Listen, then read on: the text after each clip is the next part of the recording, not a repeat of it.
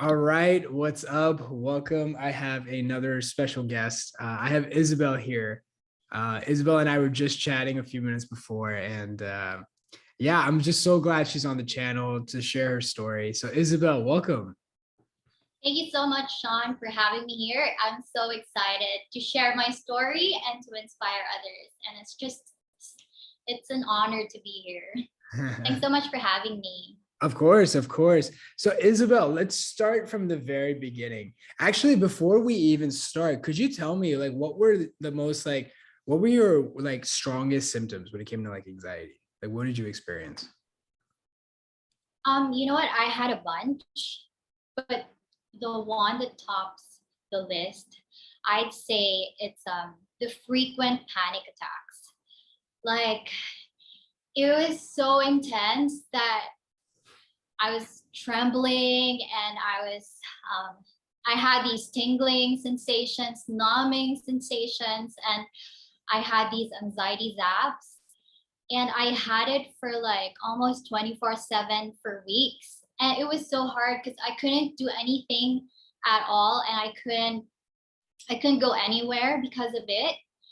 And I feel like because of it, um, I developed a few more symptoms that was really, really uncomfortable, like um, breathlessness, anxiety zaps. I couldn't feel my arms. I couldn't feel my legs, and it's just I felt useless, and I felt like I'm going crazy or I'm sick or broken, and it felt like I was gonna be like that forever.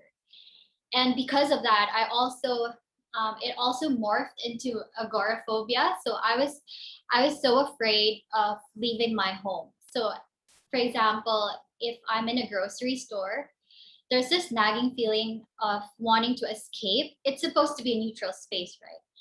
But there's this nagging feeling of wanting to escape and wanting to go home and to be safe, when in fact I am safe. I am safe.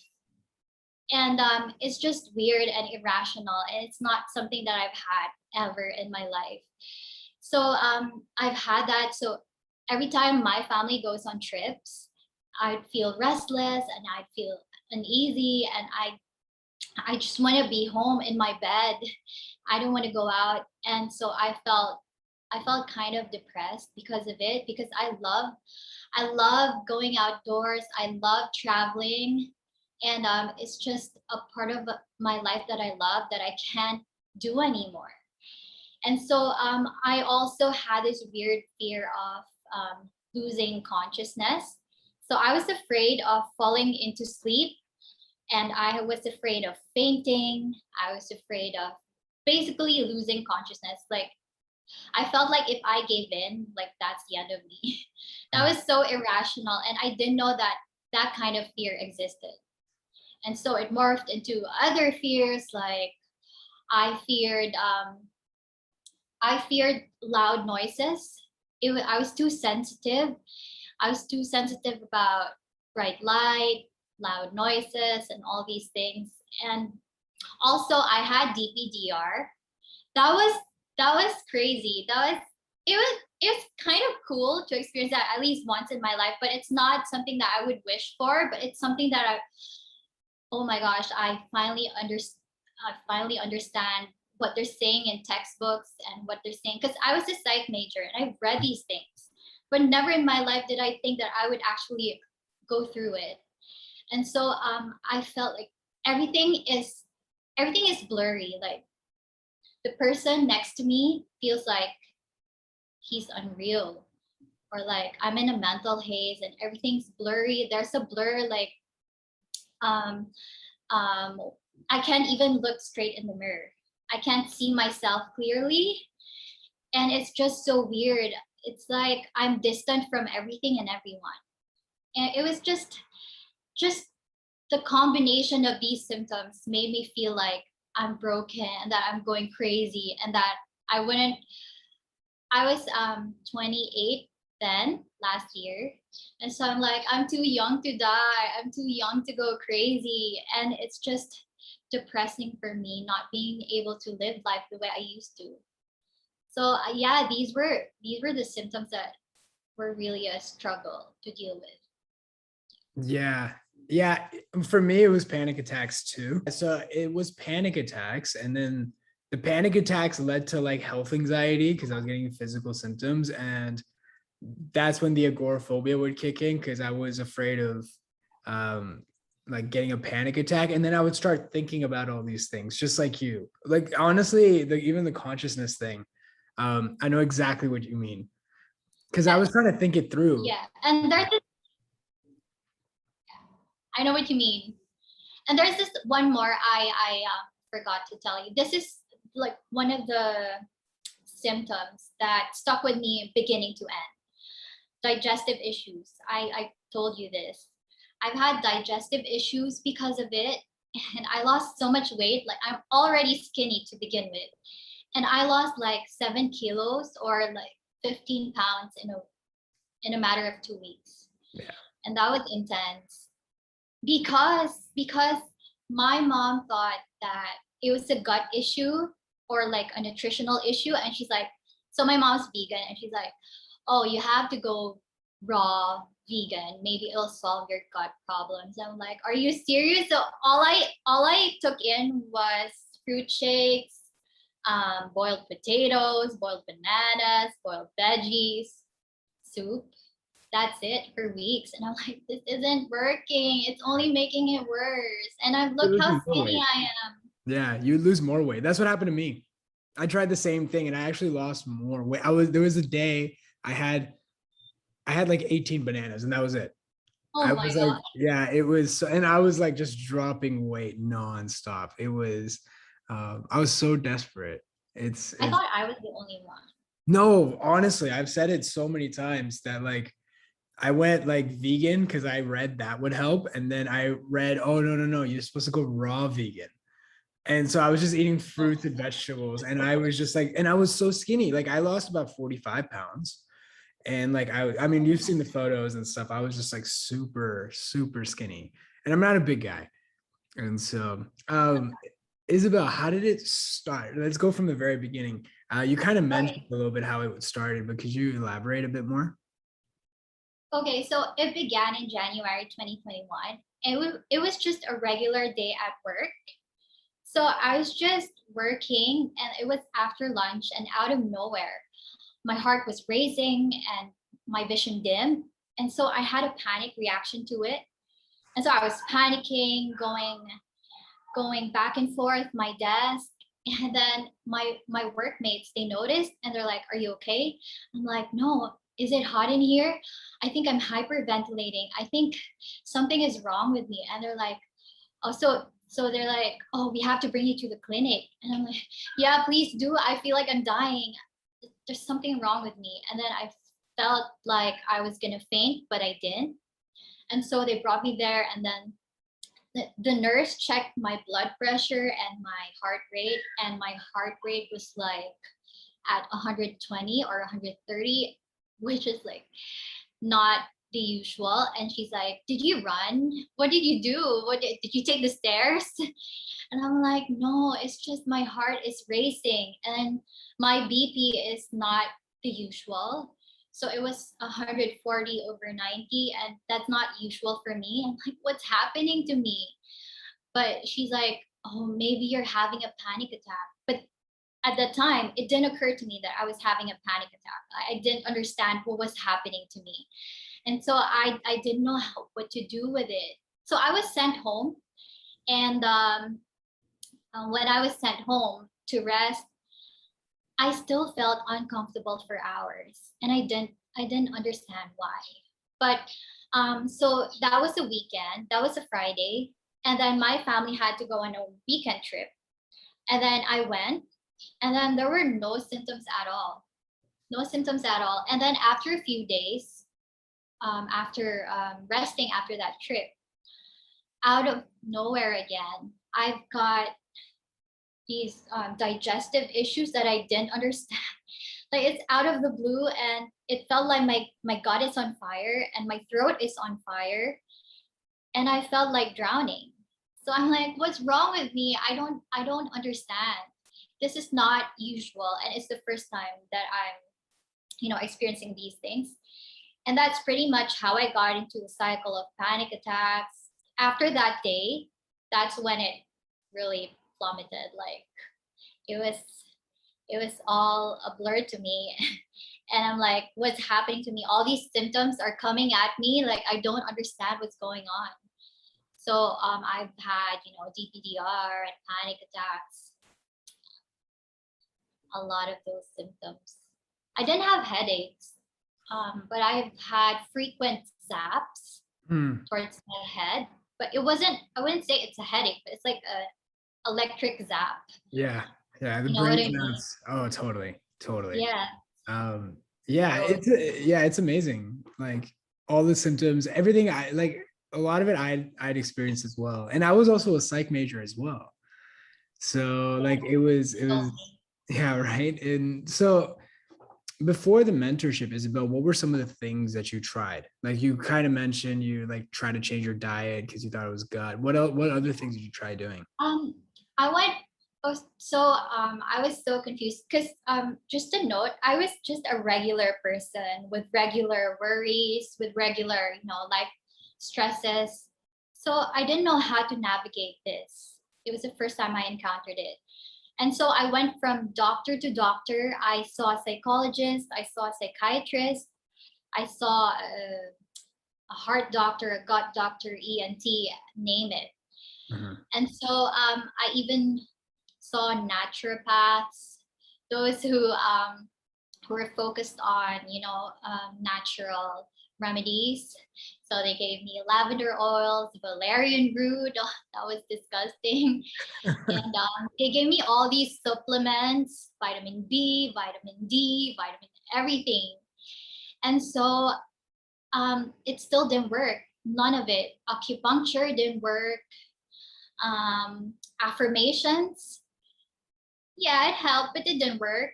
Um, it everything I tried just gave me quick relief. Like, I practice yoga, right? It didn't even help. My I didn't it didn't even help me calm down. Um, what else? Meditation scripts. I've had I've listened to so much, and there were some that were kind of disturbing. like it's it's transporting me to a different dimension, those sort of things. I was so desperate. I was um, looking at a list of anxiety podcasts, like which one's going to help me, which ones make sense. I was filtering through YouTube videos. There were thousands. And so my psychologist, she gave me, so she's the one who diagnosed me with panic disorder in Feb. And then I was like, okay, that makes sense. And then she's like, oh, I'm gonna share with you grounding techniques. And because I think that you're too focused on your internal sensations, that you have to focus externally. And I'm like, but it's hard. I don't understand. Yeah. I'm still in the dark. And she didn't explain to me how it really worked. She just gave me like a coping tool to help me cope through panic. Uh, yeah, to help me cope through panic when I feel it. But I was still searching for someone who can tell me what I was exactly going through, and no one could do that for me. So my dad brought me to a psychiatrist, and this guy just, asked me about my past issues, my life issues, and how I coped with it, or how I was coping with it, like a psychoanalysis of some Yeah. sort. And I'm like, no, you're not getting it. That's not my problem. He's like, no, you're gonna be fine. So I'm like, no, I know full well that I am not fine. So it was just so frustrating to hear that from him. And so I was kind of losing hope. And then I was one of my doctors prescribed me some benzos, but I really didn't take it because I know I didn't want to be dependent. So all these doctors, they just say, oh, it's just anxiety. You just have to do yoga, just continue what you're doing. You just have to meditate and you'll be fine. You just need to get rest. That's it. And it's so, I was kind of mad that they're supposed to be the experts and they can't even tell me what's going on with me. That was like the most frustrating part of it, of the journey. Not having anyone understand. So yeah, so I've tried all these things. Oh, also Google. Yeah, I also Googled a lot of my symptoms, and it really did help. Hmm. It's Yeah, so wild how you're in like the other part of the world and we experience the exact same thing. Like I went through exactly. naturopaths, chiropractors, acupuncturists, psychiatrists, like same thing, and I couldn't get an answer for what was wrong. It was it's amazing actually, you know. Mhm. So Isabel, what was your turning point? So okay, so when I was scrolling through Facebook, I mean YouTube, I came across Dr. Claire Week's audiobook. It's Hmm. like this this this doctor knows what she's saying. I initially thought she was a psychologist because um she was really, what she was saying was really resonating with me. And I'm Mhm. like, hey, I know about the churns, I know about these symptoms that she was talking about. She was talking about first period and second period, and all really clicked to me. And Mhm. I'm like, okay, so I want to hear more. And then, but it was a short clip that I listened to, and then I typed in like anxiety recovery, and your video, it was actually Kaylee's video that I came Okay. across. Yeah. And then I listened a few minutes and I was so engaged because she knows exactly what I was going through. There's this, it's like, it's like feeling relieved that finally someone knows, or someone is going through or has went through what I'm going through. And so I finished the entire video. I think it lasted an hour. And I'm like, oh, this is really amazing that I was led into this video. And I'm like, that was early on in my journey. That was March. Mhm. And I'm like, hey, if I hadn't found Dr. Claire Weeks, oh, she also mentioned it in the video. That's why I'm like, hey, she knows Dr. Claire Weeks, so I'm gonna listen further. Yeah. And then everything just clicked, and I said, oh, I'm definitely gonna join the community that she joined, and I really want to get the kind of help that she got. And I believed her story, and it's something that I wish many more sufferers would do, because who knows who you're helping out. Because I find that in many groups here in the Philippines, all I see is, you know, them talking about their symptoms, talking about how hard it is, how like they want to die, or they're having a hard time, they don't know what to do, but no one's really giving a solution. Yeah. It's just like, oh, try this, try eating a marshmallow, try anxiety breathing techniques, all these things, and it doesn't make sense to me. Like, I've tried all of those and it doesn't work. So, Yeah. Yeah. Go ahead. and it feels like I've come full circle. I'm the one doing this interview with you. When shout out to Kaylee for, she's actually one of the first ones who helped me understand my health anxiety. Mhm.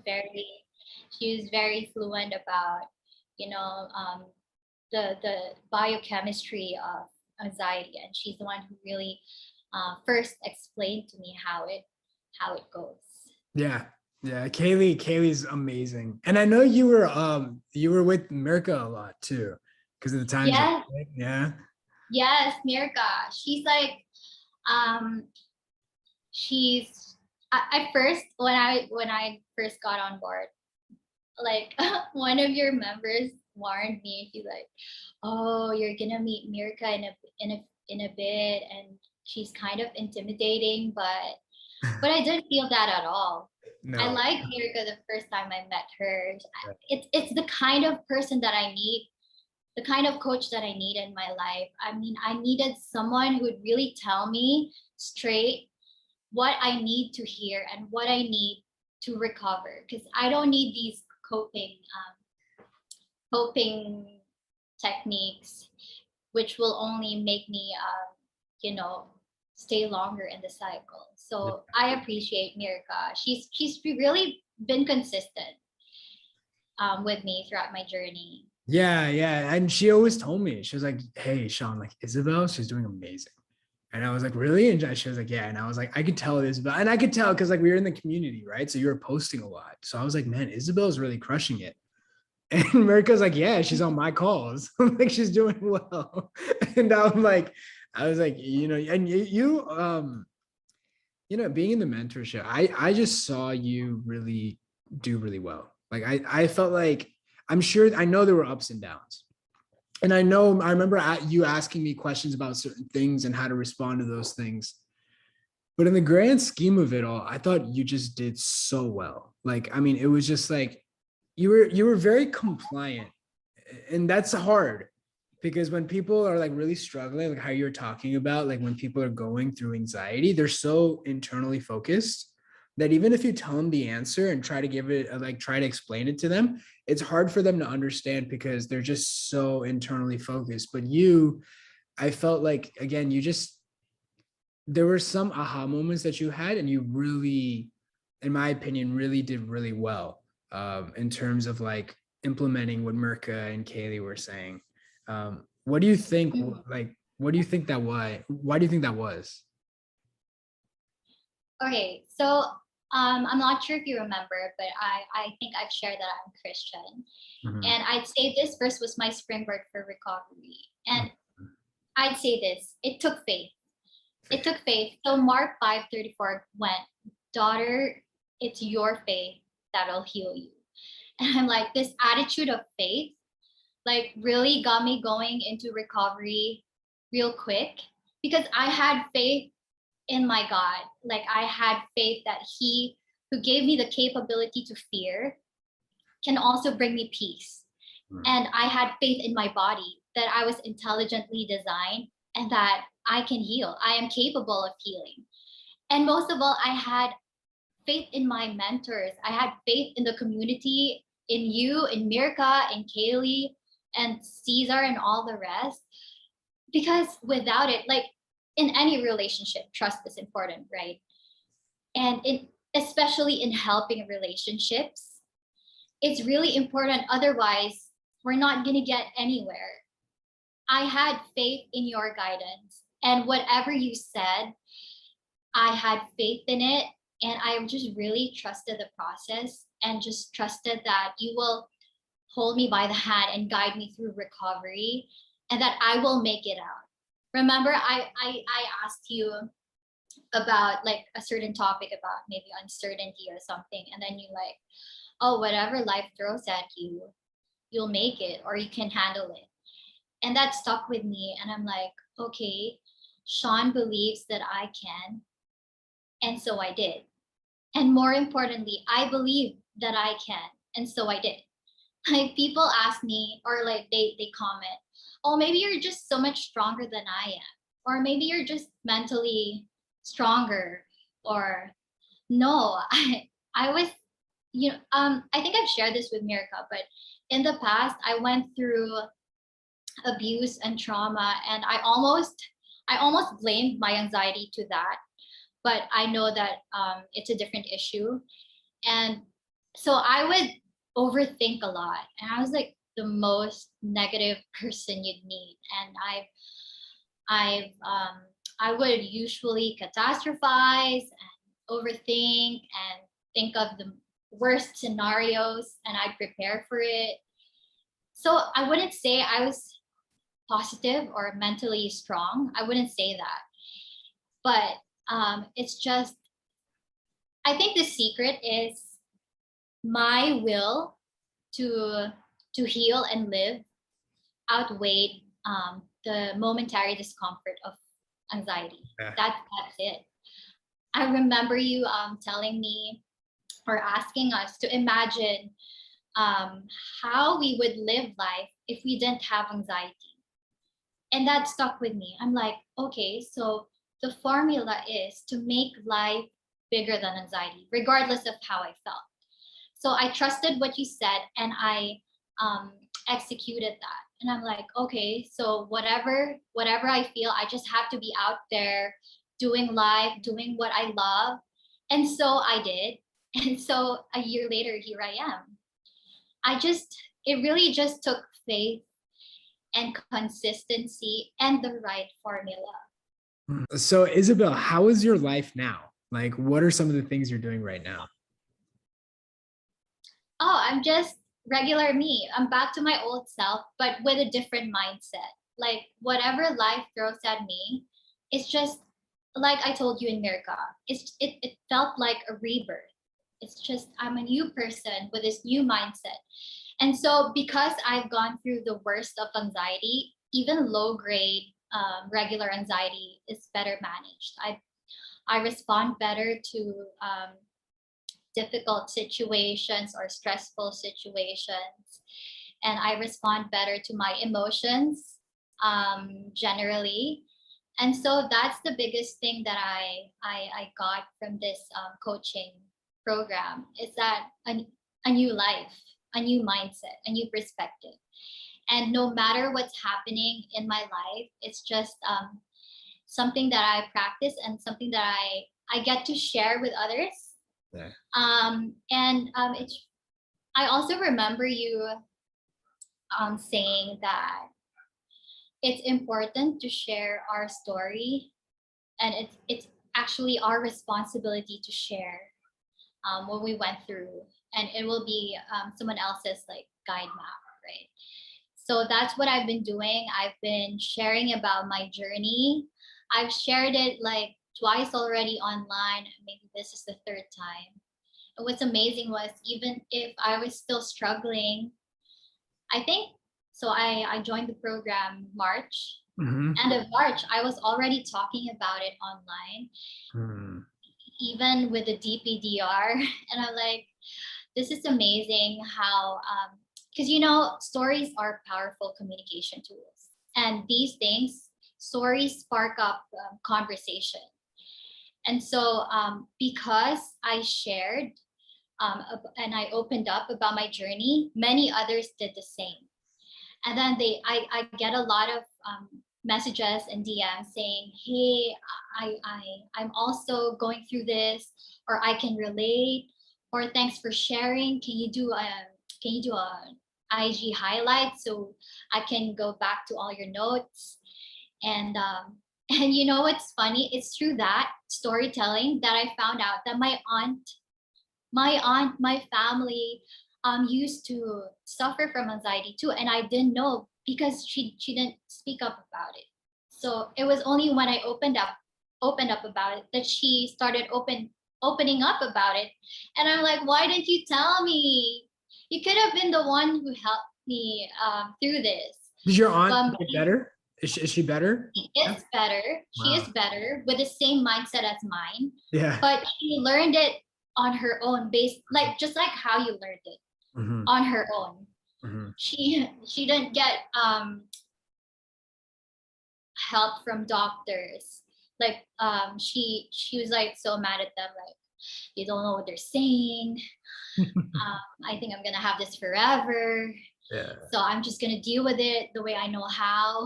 Yeah. So I wish she spoke about it, but I guess here in our country, it's still a taboo issue. I've heard, yeah, in Philippines in particular. I mean, it's same like I'm Indian and Pakistani, and same like and I feel it's pretty amazing, Isabel, because I was the opposite. I never wanted to tell anybody about my anxiety. I never wanted to. I used to say I will take it to the grave with me. Nobody will know I went through this. And then I just then I was like, well, what am I going to do with my life? Do I want like meaning? What do I want to do that's meaningful? And then Mhm. This was, a few years ago. And I said, can you still hear me, by the way? You're breaking up again. Oh, yeah. No, don't worry Okay. about it. I'm not going to talk too much. The point was, I ended up sharing my story. And just like you. So that's amazing. That's amazing.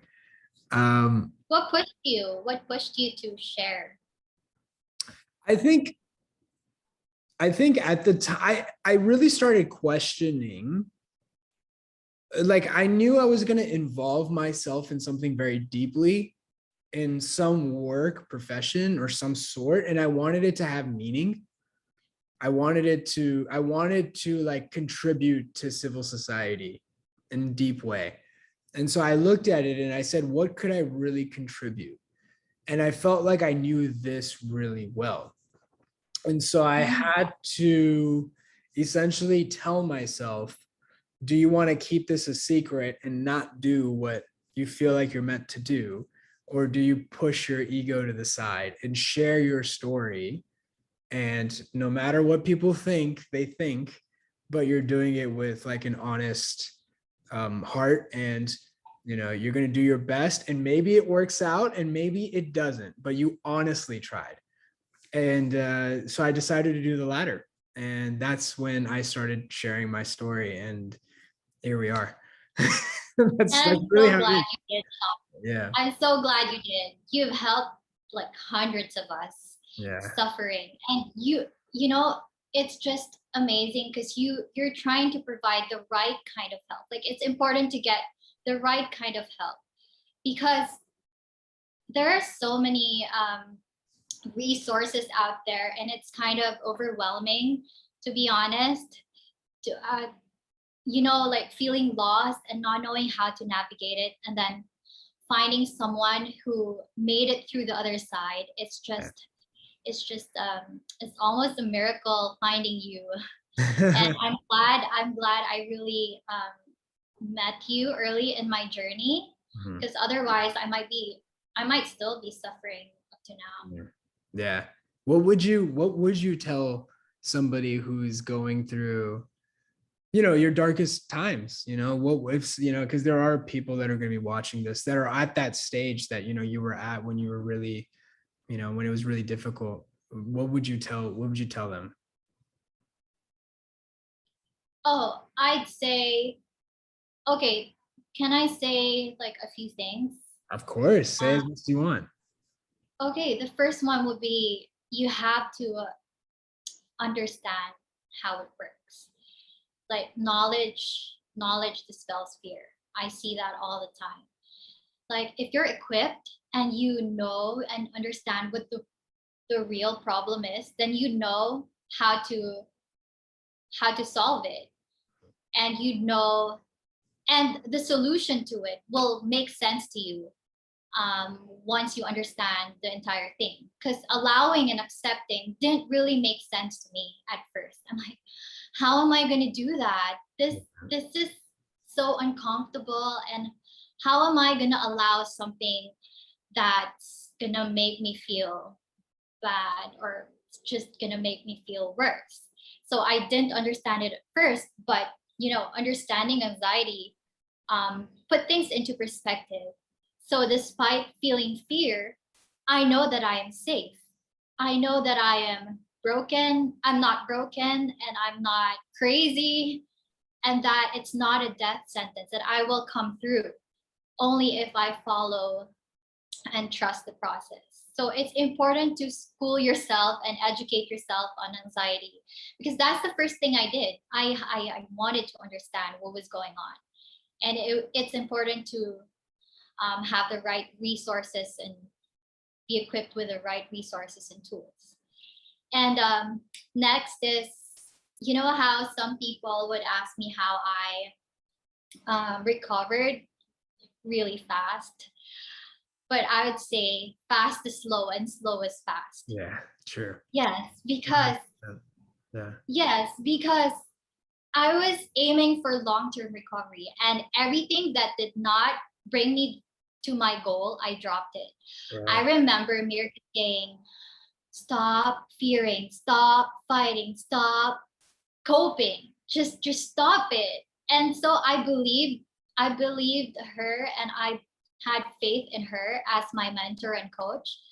And I just literally dropped it. So no matter, even if I had to go through difficult symptoms every day, even if I had to allow it, and even if I had to go through discomfort, but if it will give me long-term recovery, then so be it. Like I said earlier, my will and desire to live life the way I used to outweighed the momentary discomfort. So I was just, focused on my goal, and all the coping and all the fixing is I learned it early on that it will not bring me to long-term recovery. So it's just something that I gave up on early in my journey. You really have to have the right formula. Yeah, I agree. And Yeah. yeah, and like I mentioned earlier, the mantra that I kept with me is life is bigger than anxiety. That's what you always say. Make life bigger than anxiety. Live life, and your anxiety will go away. Just do what you love and be out there and go live your life. And I remember when I was early on in my journey, I kept score of my symptoms. Like, oh, is it a 5 today? Is it a 10 today? Is it a 1? Oh, if it's a 1, then I'm getting better. But then I'd have setbacks, and it'll be a 10 again. And it's just so frustrating. And I'm like, I should stop doing this. Yeah. So I changed the scoreboard, and I'm like, I kept track of life and not my symptoms. I'm like, is life winning today? Yes. Okay, good. Is life winning today? Okay, great. And so, and also I like your reminders that, oh, it's not going to be a straight line. It's not going to be recovery isn't a straight journey. It's going to be, you're going to have ups and downs. And just like with life, it has ups and downs.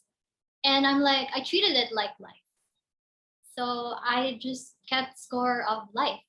So up to now, it's life 1 and anxiety 0. So yeah, that's what I practiced. And yeah, that's basically what mindset I I had. And I had my symptoms January. I joined the program February, and March, April, May, June, I was back at work, and I was able to function. I had low grade anxiety still, but I was able to function better than the first 3 months. And I'm like, hey, I'm making progress. So I just have to keep doing what I'm doing. So it really took time and consistency. And again, the right formula. Yeah. I did aware. I had that mindset that life should be bigger than anxiety. And it took faith, and it took openness and willingness to heal and recover. And it sounds easy to do, but it was really difficult for me as well. I mean, it wasn't an easy journey. It was a lot of crying and a lot of frustration, a lot of begging. I'm like, I wanna get this over with. But I just pushed through, and I had faith in myself and in the program. So that's how I made it out. It's amazing. Isabelle, I'm so proud of you. You've done great. You've done really great. This is teamwork. You, Mirka, and Kaylee. Oh gosh, I don't know how much patience you have, because it's so hard dealing. It's so hard dealing with these symptoms. Let alone, leading others through it. I can't imagine how much time and effort and patience you put in. It's a lot of it's a lot of work. But the thing is, we see ourselves in you guys. You know what I mean? So like, what the thing is that we see it. It's like, what are we gonna do? Not help? What are we not? Of course. And so it's it doesn't feel like a job. You know, Mhm. it feels more of like a responsibility, it feels. And there's a lot of empathy because again, we see ourselves, you know, when you were describing your story, I remembered my own. And Mhm. so, and I remember how that felt. And so naturally, um, you know, it's in a weird way, it's very hard, but it's also almost effortless. It's like it's natural to help. And I think in a weird way, anxiety kind of connects us all like that. I think we all have a strong bond with one another because of Mhm. this. Like, even though you're in a different country so far away, we mirrored so much in our experience that, you know, I feel like we're like, you know, there's like a deep level of like, you know, like connection with, you know, me, you and Merca, you and Kaylee, all of us. You know, we're just kind of like we understand each other like very well without needing to say anything. So it's natural to want to help. Yeah, we go like, you too? And then we instantly became best friends. I Yeah. mean, I really love the community that we have because in there we celebrate each other's wins, no matter how small. That's like my favorite part of the community. And it's kept me going, it's kept me motivated throughout my journey. And it really brought me hope that recovery is possible. And that's why I think, yeah, it's natural for us to share about, because if we are winning at life, it's like inevitable, sharing about it. It's natural, it's gonna come out naturally that, hey, you know what, this is what I did and I hope this helps you like it did for me. So Yeah. yeah, I get what you're saying. Isabel, thank you so much for coming on the channel. Thanks, Shaan. I love being here, and keep doing what you're doing. You're Thank helping a lot of us out there. you. Appreciate it. Appreciate it. And everybody, I'll see you in the next video.